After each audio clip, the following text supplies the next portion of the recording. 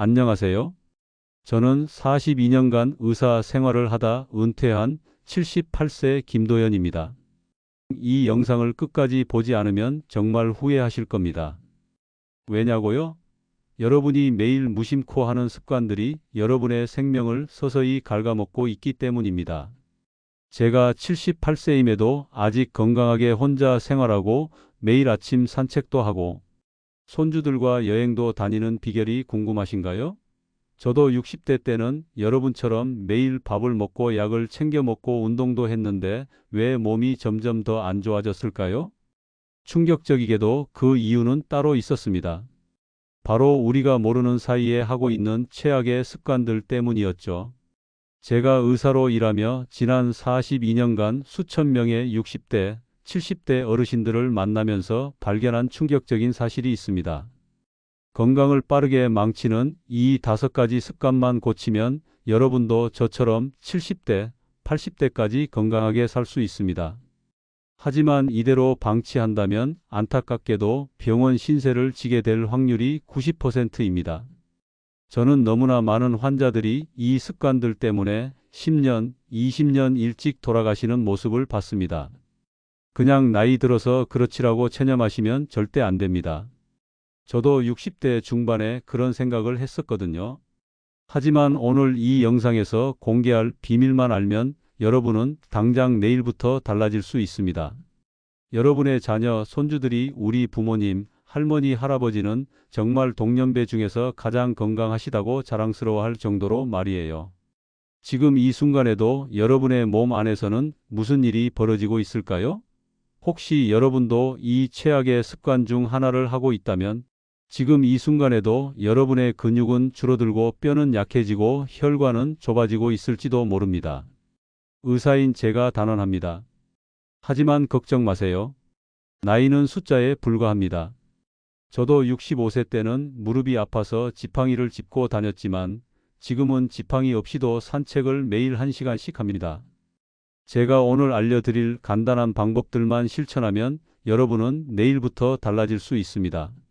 물 한 잔 마시는 것처럼 쉬운 방법들이니 끝까지 함께해 주세요. 자, 이제 정말 중요한 내용을 시작합니다. 의사인 제가 42년간 환자들을 보면서 발견한 여러분이 모르는 사이에 하고 있을지도 모르는 최악의 습관 5가지 함께 알아보겠습니다. 이 영상 단 20분이 여러분 인생의 남은 10년을 바꿀 수 있습니다.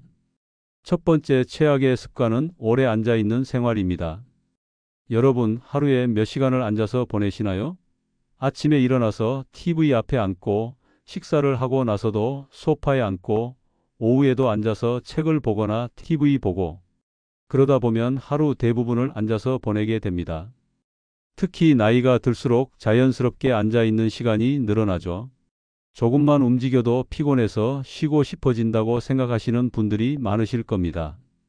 이제 나이가 들어서 당연하지라고 생각하실 수도 있어요.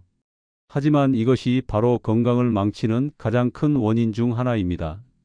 최근 연구에 따르면 하루 대부분을 앉아서 보내는 사람은 조기 사망 위험이 놀랍게도 40% 높아진다고 합니다. 이게 정말 사실일까요? 네, 안타깝게도 사실입니다. 앉아 있으면 우리 몸에 어떤 일이 벌어질까요? 먼저 혈액순환이 느려집니다. 혈액이 천천히 흐르면 심장은 더 많은 노력을 해야 하고 이는 심장 건강에 좋지 않습니다.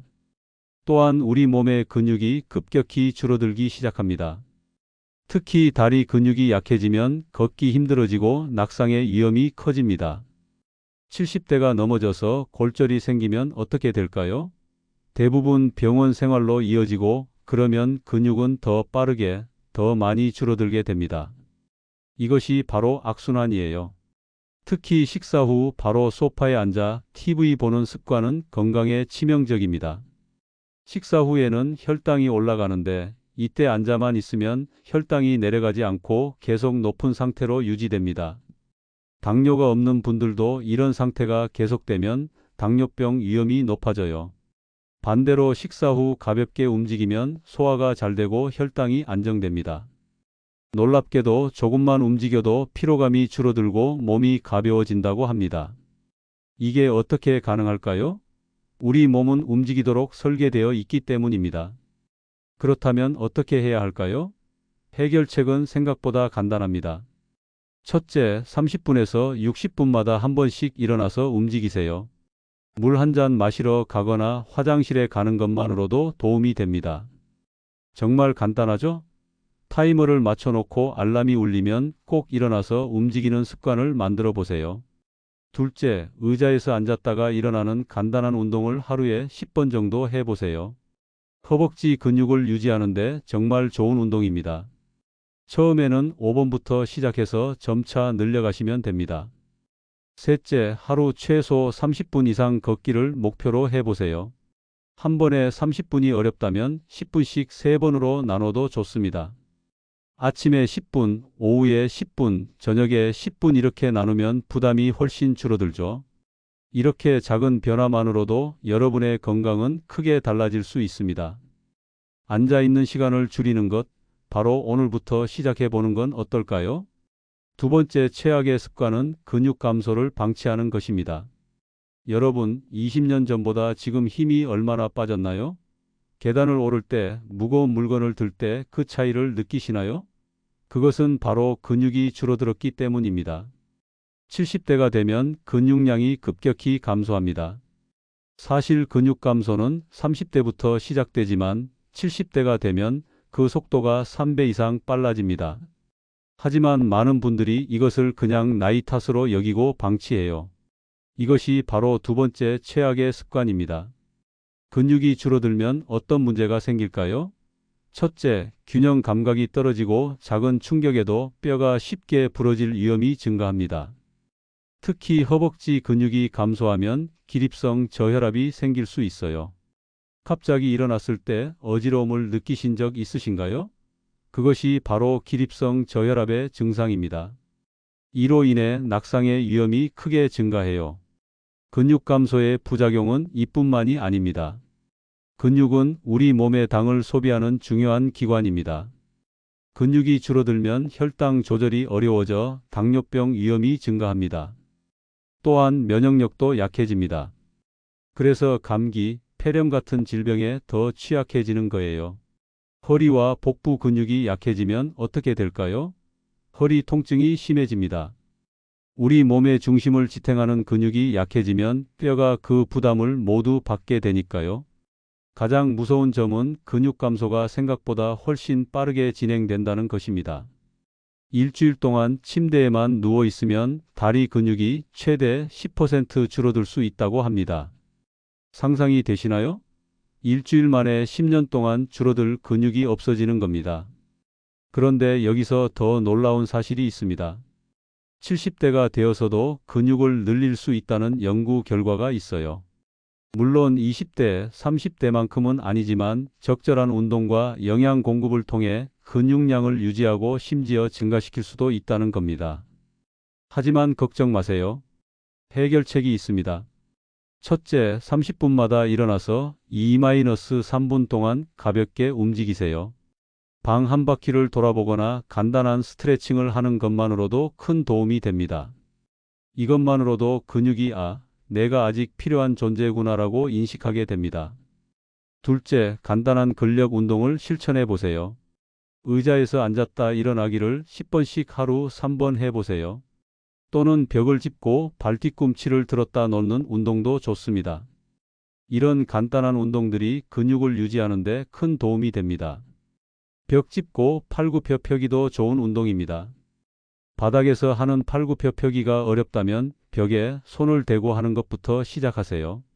이것도 훌륭한 근력 운동입니다.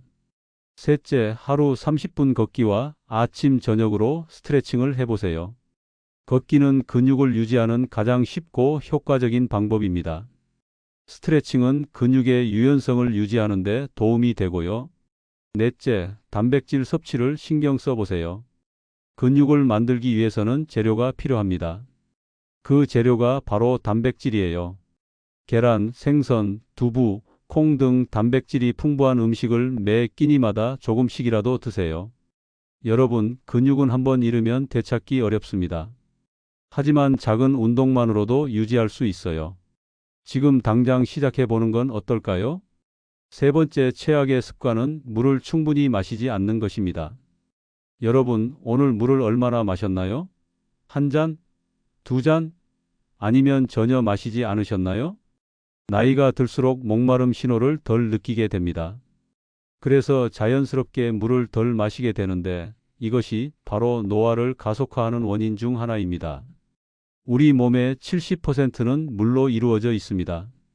물은 단순히 갈증을 해소하는 것을 넘어서 우리 몸의 모든 세포가 제대로 기능하도록 돕는 필수 요소예요. 그런데 물을 충분히 마시지 않으면 어떤 일이 벌어질까요? 먼저 피부가 건조해지고 주름이 증가합니다.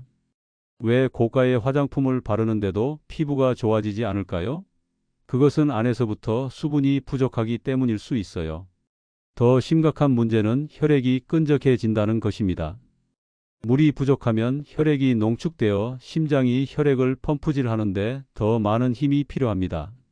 이로 인해 혈압이 상승하고 심혈관 질환의 위험이 증가해요. 또한 수분이 부족하면 우리 몸의 노폐물 배출이 원활하지 않습니다. 특히 신장은 수분이 충분해야 제대로 기능합니다. 물을 적게 마시면 신장에 부담이 가고 신장 결석이나 심지어 심부전의 위험까지 증가할 수 있어요. 변비로 고생하시는 분들이 많으실 텐데요. 수분 부족은 변비를 더욱 악화시킵니다. 장에 수분이 충분해야 배변이 원활하게 이루어지기 때문이에요. 체온 조절에도 문제가 생깁니다. 나이가 들수록 체온 조절 능력이 떨어지는데 수분이 부족하면 이 문제가 더욱 심해집니다. 여름에 열사병에 걸리기 쉽고 겨울에는 체온을 유지하기 어려워져요. 인지 기능에도 영향을 미칩니다. 수분이 부족하면 집중력이 떨어지고 기억력도 감소합니다. 요즘 깜빡깜빡하는 게 많아졌다고 하시는 분들 혹시 물을 충분히 마시고 계신가요? 여러분, 소변색으로 한번 확인해 보세요. 소변색이 짙은 노란색이라면 이미 탈수가 진행 중일 가능성이 큽니다. 건강한 소변색은 연한 노란색이나 거의 투명한 색이어야 해요. 그렇다면 어떻게 해야 할까요? 해결책은 다음과 같습니다. 첫째, 하루 6-8컵의 물 섭취를 목표로 해보세요. 한 번에 많이 마시기보다는 조금씩 자주 마시는 것이 좋습니다. 한 컵이 200ml 정도니까 하루에 1.2리터에서 1.6리터 정도 마시시면 됩니다. 둘째, 습관을 만들어 보세요. 아침에 일어나자마자 한 컵, 식사 전에 한 컵, 자기 전에 한 컵 마시는 습관을 들이면 좋습니다. 특히 아침에 일어나자마자 마시는 물 한 컵은 밤사이 잃은 수분을 보충하는 데 정말 중요해요. 셋째, 미지근한 물이 가장 좋습니다. 너무 차가운 물은 위에 부담을 주고 너무 뜨거운 물은 마시기 어렵습니다. 미지근한 물이 몸에 가장 부담이 적어요. 넷째, 카페인이 든 음료는 오히려 이뇨 작용을 해서 수분을 더 배출시킵니다. 커피나 녹차 같은 카페인 음료는 줄이는 것이 좋아요. 물론 완전히 끊을 필요는 없지만 물을 대신할 수는 없다는 것을 기억하세요. 다섯째, 물 마시기가 힘들다면 시간을 정해서 마시거나 휴대용 물병을 활용해 보세요. 눈에 보이는 곳에 물병을 두면 자연스럽게 더 많이 마시게 됩니다. 스마트폰에 물 마시기 알람을 설정하는 것도 좋은 방법이에요. 여러분, 물 한 잔의 차이가 여러분의 건강과 활력을 완전히 바꿀 수 있습니다. 오늘부터 물을 충분히 마시는 습관을 들여보는 건 어떨까요? 네 번째 최악의 습관은 사회적 활동을 줄이는 것입니다. 여러분, 일주일에 몇 번이나 다른 사람들과 만나시나요? 나이가 들수록 사람 만나러 나가는 게 귀찮아지고 새로운 사람을 사귀는 게 번거롭게 느껴지지 않나요? 많은 어르신들이 이제 나이도 들었는데 누굴 만나나 집에 있는 게 편하지 라고 말씀하십니다. 하지만 이것이 바로 건강을 해치는 최악의 습관 중 하나입니다. 사회적 활동이 부족하면 어떤 문제가 생길까요? 먼저 우울증과 무기력증이 증가합니다. 사람은 사회적 동물이라 다른 사람들과의 교류를 통해 행복감과 소속감을 느끼거든요. 이런 감정들이 우리의 정신 건강에 큰 영향을 미치는 것이죠. 또한 외부 활동이 줄어들면 식사량도 줄어들어 영양 불균형이 생기기 쉬워요. 혼자 먹는 밥은 맛이 없다는 말이 있죠. 실제로 다른 사람들과 함께 식사를 하면 더 균형 잡힌 식사를 하게 되고 식욕도 좋아집니다. 영양 부족은 곧 면역력 약화로 이어져요. 놀랍게도 연구에 따르면 사회적 활동이 적은 사람은 기대 수명이 짧다고 합니다. 실제로 사회적으로 고립된 생활은 흡연이나 비만보다 수명에 더 안 좋은 영향을 미친다는 연구 결과도 있어요. 이게 믿어지시나요? 담배를 피우는 것보다 혼자 지내는 것이 더 위험하다는 겁니다. 사회적 활동 부족은 뇌 건강에도 큰 영향을 미칩니다. 사람과 대화를 나누면 뇌의 여러 부위를 동시에 사용하게 되어 기억력과 사고력이 유지됩니다. 반면에 고립된 생활을 하면 치매 발병률이 급증한다고 해요. 또한 스트레스 관리에도 문제가 생깁니다. 다른 사람과 이야기를 나누면서 스트레스를 해소하고 감정을 공유하는 것이 정신 건강에 매우 중요합니다. 혼자 있으면 부정적인 생각들이 계속 머릿속을 맴돌게 되어 우울감이 더욱 심해져요. 신체 활동량도 자연스럽게 줄어듭니다. 누군가를 만나러 나가거나 함께 활동을 하면 자연스럽게 몸을 움직이게 되는데 혼자 있으면 움직일 이유가 줄어들죠. 그렇다면 어떻게 해야 할까요? 해결책은 다음과 같습니다. 첫째, 하루에 한 번 이상은 꼭 가족, 친구, 이웃과 대화해 보세요. 직접 만나기 어렵다면 전화 통화도 좋은 방법입니다. 요즘은 영상 통화도 쉽게 할 수 있잖아요. 손자, 손녀와 영상 통화를 하면서 얼굴을 보고 이야기하는 것만으로도 큰 도움이 됩니다. 둘째, 새로운 취미나 모임에 참여해 보세요. 문화센터나 복지관에서 제공하는 프로그램을 활용하면 비슷한 관심사를 가진 사람들을 만날 수 있어요. 노래교실, 서예교실, 요가교실 등 정말 다양한 프로그램들이 있어요. 셋째, 가까운 사람들과 정기적으로 만나는 습관을 만들어 보세요. 매주 수요일에는 친구와 차를 마신다든지 매월 첫째 주 토요일에는 자녀 가족과 식사를 한다든지 하는 규칙적인 만남이 도움이 됩니다. 정해진 약속이 있으면 외출할 이유가 생기고 기대감도 생겨요. 넷째, 자원봉사나 지역 사회활동에 참여해 보세요. 다른 사람들을 도우면서 자신의 가치를 느끼고 새로운 관계도 맺을 수 있습니다. 도서관에서 책을 읽어주는 봉사, 급식소에서 배식을 돕는 봉사 등 할 수 있는 일들이 많아요. 다섯째, 동네 산책을 하면서 이웃들과 인사를 나누세요. 작은 인사와 대화도 사회적 활동입니다. 안녕하세요. 날씨가 좋네요. 이런 간단한 대화만으로도 외로움을 덜 수 있어요. 여섯째, 종교 활동이나 동호회 활동에 참여해 보세요. 같은 믿음이나 취미를 가진 사람들과 만나면 더 깊은 관계를 맺을 수 있어요. 여러분, 사람들과의 만남은 단순한 시간 보내기가 아니라 건강을 위한 필수 활동입니다. 오늘부터 조금 더 사회적으로 활발한 생활을 시작해 보는 건 어떨까요? 다섯 번째 최악의 습관은 새로운 것을 배우기를 멈추는 것입니다. 뇌는 나이가 들어도 계속해서 새로운 연결을 만들 수 있습니다. 이것을 신경가소성이라고 하는데요. 70대, 80대가 되어도 새로운 것을 배우고 기억할 수 있다는 뜻입니다. 하지만 새로운 자극이 없으면 뇌는 점점 퇴화하기 시작해요. 새로운 것을 배우지 않으면 어떤 문제가 생길까요? 먼저 기억력이 급격히 떨어집니다. 뇌도 근육과 마찬가지로 사용하지 않으면 퇴화하는 거예요. 어제 뭘 먹었는지 기억이 안 난다. 아까 뭐 하려고 했는지 까먹었다. 이런 일들이 점점 많아집니다. 사고력과 판단력도 둔해집니다. 복잡한 상황을 분석하고 해결하는 능력이 떨어지면 일상생활에서 실수가 많아져요. 특히 금융 사기 같은 것에 당하기 쉬워집니다. 가장 무서운 것은 치매의 위험이 증가한다는 것입니다. 연구에 따르면 평생에 걸쳐 새로운 것을 계속 배우는 사람들은 치매 발병률이 현저히 낮다고 합니다. 뇌를 계속 자극하고 활성화시키는 것이 치매 예방에 가장 효과적인 방법 중 하나예요. 또한 새로운 것을 배우지 않으면 우울감과 무력감이 증가합니다. 나는 이제 쓸모없는 사람이다. 세상이 너무 빨리 변해서 따라갈 수 없다. 이런 생각들이 들기 시작하면서 자존감이 떨어져요. 하지만 좋은 소식이 있습니다. 나이가 들어서도 새로운 것을 배우는 것은 충분히 가능하고 그 효과는 생각보다 훨씬 크다는 것입니다. 그렇다면 어떻게 해야 할까요? 해결책은 다음과 같습니다. 첫째, 간단한 것부터 시작해 보세요. 거창한 것일 필요가 없어요. 스마트폰에서 새로운 앱 하나를 배워보거나 새로운 요리 레시피를 따라해 보는 것만으로도 충분합니다. 손자, 손녀에게 게임 하나를 배워보는 것도 좋은 방법이에요. 둘째, 독서 습관을 들여보세요. 책을 읽는 것은 뇌에 가장 좋은 자극을 주는 활동 중 하나입니다. 어려운 책일 필요는 없어요. 에세이, 자서전, 역사 이야기 등 재미있게 읽을 수 있는 책부터 시작하세요. 하루에 10페이지만 읽어도 한 달이면 300페이지, 1년이면 3600페이지를 읽게 됩니다. 셋째, 새로운 취미를 시작해 보세요. 그림 그리기, 악기 연주, 원예, 바둑, 장기 등 무엇이든 좋습니다.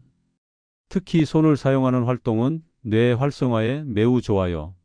종이접기나 뜨개질 같은 것도 훌륭한 뇌 운동입니다. 넷째, 언어 공부를 해보세요. 새로운 언어를 배우는 것은 뇌에 가장 강력한 자극을 주는 활동 중 하나입니다. 영어 단어 하루에 하나씩만 배워도 좋고 한자 공부를 해보는 것도 좋습니다. 요즘은 언어 학습 앱들이 많이 나와 있어서 재미있게 공부할 수 있어요. 다섯째, 새로운 기술을 배워보세요. 컴퓨터나 스마트폰 사용법을 배우는 것도 좋은 뇌 운동입니다. 처음에는 어려울 수 있지만 천천히 하나씩 배워나가면 됩니다. 온라인으로 가족들과 영상 통화하는 법, 사진을 찍어서 보내는 법 등 실생활에 도움이 되는 것들부터 시작해 보세요. 여섯째, 퍼즐이나 게임을 해보세요. 수도쿠, 십자말 풀이, 숫자 퍼즐 등은 논리적 사고력을 기르는 데 도움이 됩니다. 카드 게임이나 보드 게임도 좋은 뇌 운동이에요. 일곱째, 가르치는 활동을 해보세요. 자신이 알고 있는 것을 다른 사람에게 가르쳐 주는 것도 훌륭한 뇌 활동입니다.